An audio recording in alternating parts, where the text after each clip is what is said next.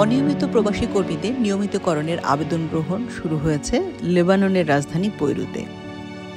সেখানে যারা বৈধ নয় এমন নাগরিক রয়েছেন বাংলাদেশি, যাদের কফিল ইতিমধ্যে পরিবর্তিত হয়েছে, তাদেরকে বৈধ করার জন্যই এই প্রক্রিয়া অংশগ্রহণ করতে নিয়মিত হওয়ার জন্য একজন অনিয়মিত কর্মী এবং তার নতুন কফিল নিয়োগকারীকে বাংলাদেশ দূতাবাস বৈরুতে সরাসরি উপস্থিত হয়ে লেবানন জেনারেল সিকিউরিটি অফিস আমলনামা কর্তৃক প্রদত্ত নিয়মিতকর আবেদন মানে সেটেলমেন্ট অ্যাপ্লিকেশন ফর্ম পূরণ করতে হবে। ফর্ম পূরণ করতে দূতাবাস থেকে সহযোগিতা করা হবে।